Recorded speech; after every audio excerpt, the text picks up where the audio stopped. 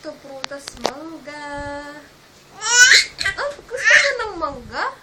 May ikaw sa mangga? Oh, may talong.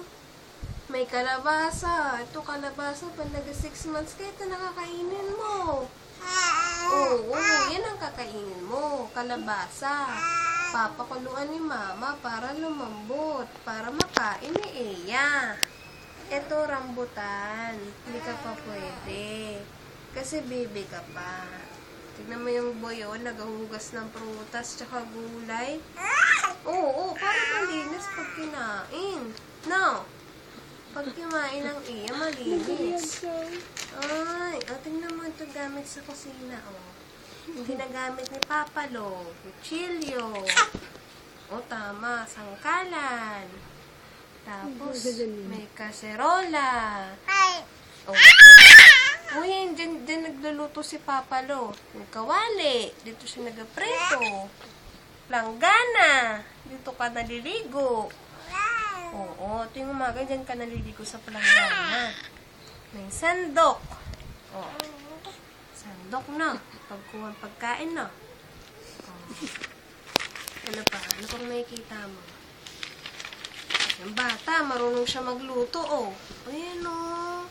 Si kuya, nagaluto, oh. Magluluto din yung Iya. Very good naman yan.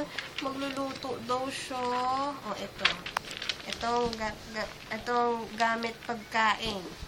Kutsara, tinidor, may plato, may baso, may tasa, oh, may lampin. Para pagkakain Iya, may pamunas, no? No, may pamunas ikaw. Kasi baby ka pa. Eh, tignan mo yung mami tsaka yung babae, oh, nagaluto sila. Oh, very good daw yan na nagluluto sila. Ayos. Tignan mo si mama.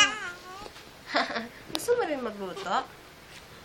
Oh, tignan mo si Tita Jasmine, naghuhugas ng plato. Oh. Paglaki mo, maghuhugas ka rin, ha? Si Tito Ike, naghuhugas ng kawali. Oh? Nagpupunas ng sahig.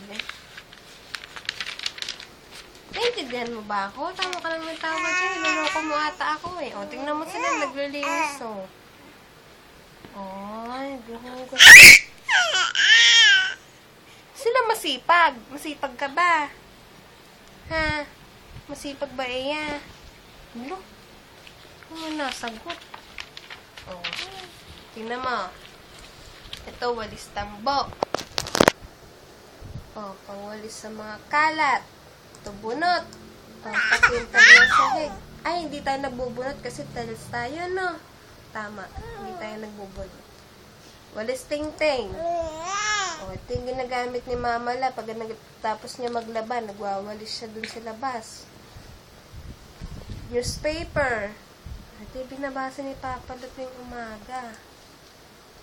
Oh, timba. Ano yan? Tubig. Tubig yan. Ay! God bless!